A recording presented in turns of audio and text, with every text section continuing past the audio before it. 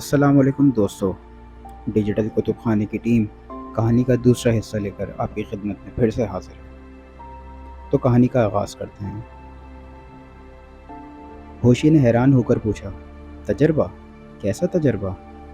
Professor نے ٹالتے ہوئے کہا، جلدی نہ کرو، وقت آنے پر سب معلوم ہو جائے گا۔ البتہ نورا کا انداز کچھ مختلف تھا۔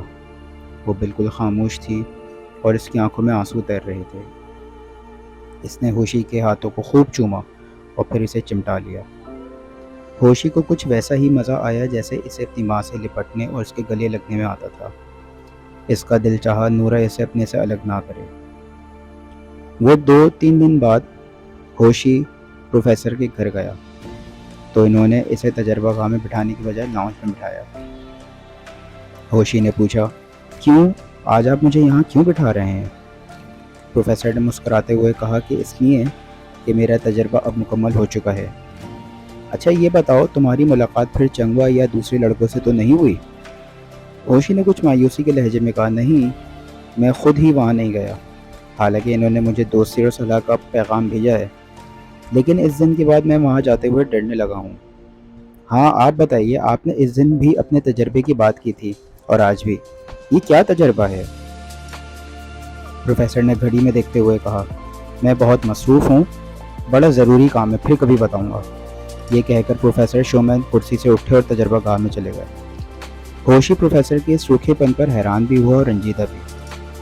وہ اٹھ کر چڑھنے لگا تو نورا نے ہاتھ پکڑ کر اسے بٹھا لیا اور بولی، باتوں میں یاد نہیں رہا، میں کل تمہاری لیے تھوڑی سی چاکلیٹ لائی تھی۔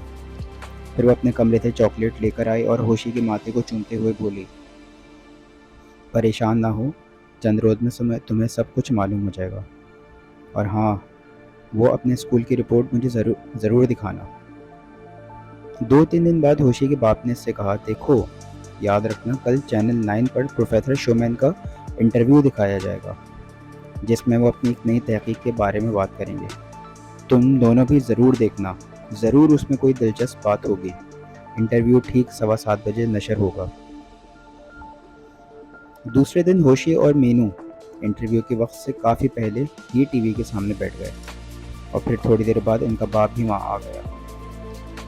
انٹرویو شروع ہوا تو پروفیسر نے بتایا کہ دماغ اور اعصابی نظام کا نہایت غور سے جائزہ لینے کے بعد وہ اس نتیجے پر پہنچے ہیں کہ اگر دماغ کے مختلف حصوں کو مقناطیسی کرنٹ کے زیر اثر لایا جائے تو ان حصوں کی کارکردگی کو بہتر بنایا جا سکتا ہے اور خلیے زیادہ اچھی طرح کام کر سکتے ہیں۔ اس طرح افسردگی اور ذہنی دباؤ کا علاج کیا جا سکتا ہے اور انسان کے جذبات کو بھی ابھارا جا سکتا ہے۔ یہ بتانے کے بعد پروفیسر شومین نے ایک مشین دکھائی اور کہا، اعصابی نظام کا اچھی طرح جائزہ لینے کے بعد میں نے یہ مشین تیار کی ہے۔ یہ مشین انسان کے مختلف حصوں پر مقناطیسی کرنٹ کے ذریعے اثر ڈالتی ہے۔ میں نے ایک بچے پر اور 2 بڑی عمر کے آدمیوں پر اس کا تجربہ کیا۔ میں بھی ان کے نام نہیں بتاؤں گا، لیکن یہ بات پورے یقین کے ساتھ کہوں گا کہ میرا تجربہ کامیاب رہا ہے، اور میرا یقین ہے کہ 21ویں صدی کے درمیانی حصے میں ایک سائنسی کارنامہ ہے۔ ہوشی نے مشین دیکھی تو حیران رہ گیا۔ یہ وہی مشین تھی جو پروفیسر شومین کے تجربہ گاہ میں رکھی تھی۔ اسے یاد آیا جب بھی وہ ان کی تجربہ گاہ میں جاتا تھا، پروفیسر اسے اس مشین کے پاس بٹھاتے تھے، اور جتنی دیر وہ وہاں بیٹھتا وہ اس کے سوئچ کھولتے بند کرتے رہتے تھے اور بڑے غور سے اس کی طرف دیکھتے رہتے تھے۔ ہوشی سوچنے لگا، اچھا، تو شومین اور نورا کو مجھ سے نہ ہی کوئی ہمدردی تھی، نہ ہی وہ میری کوئی بھلائی چاہتے تھے۔ انہیں بس اپنے تجربے سے مطلب تھا۔ میں انہیں دوست سمجھتا رہا، لیکن وہ مجھے اپنے تجربے کا ذریعہ بناتے رہے۔ پروفیسر کی آواز نے اس کے خیالوں کو توڑ دیا۔ وہ ٹی وی پر بتا رہے تھے کہ میں نے اس مشین کے ذریعے اداس لوگوں کو حشاش بشاش بنا دیا ہے اور ڈرے سہمے لوگوں میں ایسی ہمت پیدا کی ہے کہ انہوں نے اپنے سے زیادہ طاقتور لوگوں سے ٹکر لے لی۔ لیکن جذبات کی تبدیلی عارضی ہوتی ہے، بس تھوڑی دیر کے لیے۔ اب میں اس مشین کو بہتر بنانے کی کوشش کر رہا ہوں۔ میں یہ چاہتا ہوں کہ اس کا سائز کم کر کے اسے اتنا کر دوں جیسے ٹی وی کا ریموٹ کنٹرول ہوتا ہے، بلکہ اس سے بھی چھوٹا۔ پھر آپ اسے جیب میں رکھ سکیں گے اور اس کے ڈائل پر لگے ہوئے نمبر گھما کر اپنا موڈ بدل سکیں گے۔ میری اس مشین کا نام ہے ڈائل اے موڈ. یہ مشین روتوں کو ہنسائے گی، روٹے ہوئے کو منائے گی، سہما ہوا انسان سینہ تان کر کھڑا ہو جائے گا. پڑھائی سے جی چرانے والا کتاب ہاتھ سے چھوڑنے پر تیار نہ ہوگا. غرض یہ کہ اس کے بڑے فائدے ہیں جو کچھ دن کے بعد آپ کے سامنے آئیں گے. اس کام کے لیے مجھے تھوڑا سا وقت درکار ہے. اس دن کے بعد ہوشی نے پروفیسر کے فلیٹ پر جانا چھوڑ دیا. وہ پھر چپ چپ رہنے لگا. اس نے سوچا اس کی اپنی کوئی حیثیت نہیں، وہ بس ایک ایسا انسان ہے جس پر تجربہ تو کیا جا سکتا ہے لیکن اس سے محبت نہیں کی جا سکتی.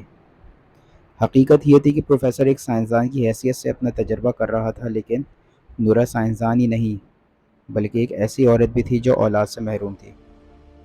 اس کے لیے ہوشی صرف تجربے کا ایک ذریعہ نہیں تھا. کئی دن گزر گئے تھے. نورا نے فون کیا اور نہ آنے کی وجہ پوچھی. ہوشی نے بات ٹال دی. دوسرے دن نورا خود اس کے فلیٹ پر آئی اور اسے اپنے ساتھ لے گئی. پروفیسر گھر پر موجود نہیں تھا. نورا نے جب بہت پوچھا تو ہوشی نے بتایا، آپ لوگوں سے ملنے کے بعد میں نے اپنے قصبے چپ سو اور وہاں کے لوگوں کو بھلا دیا. پھر میں اپنی ماں کو بھی بھولنے لگا. مجھے کیا معلوم تھا کہ میرے اوپر تجربہ کیا جا رہا ہے اور یہ سب محبت نقلی ہے. نورا اس کے چہرے کو اپنے ہاتھوں میں لے لیا اور دیر تک اس کی آنکھوں میں دیکھتی رہی. پھر اس نے سوال کیا، کیا میری محبت بھی نقلی تھی؟ میں بھی تجربہ کر رہی تھی. ہوشی نے بڑے اداس لہجے میں کہا، دل تو نہیں مانتا، آپ کی محبت تو مجھے اپنی ماں کی محبت جیسی لگی تھی. لیکن کیا معلوم یہ بھی اس مشین کا کارنامہ ہو، پروفیسر شومین کا ایک اور کوئی تجربہ ہو.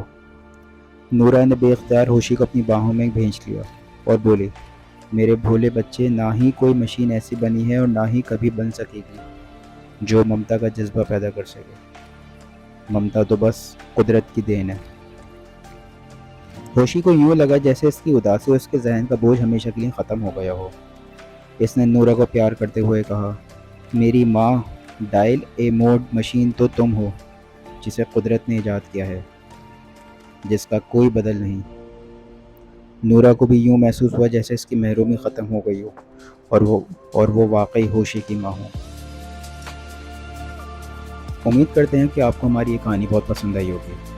اس کہانی کے متعلق اپنی رائے سے ہمیں ضرور آگاہ کیجیے گا اور نیچے کمنٹ سیکشن میں ضرور کمنٹ کیجیے گا. اگر آپ نے ہمارے چینل اب تک سبسکرائب اور لائک نہیں کیا ہے تو اسے ضرور سبسکرائب اور لائک کیجیے. اگلی کہانی تک کے لیے ڈیجیٹل کتب خانے کی ٹیم کو اجازت دیجیے. اپنا بہت سارا خیال رکھیے گا. خدا حافظ.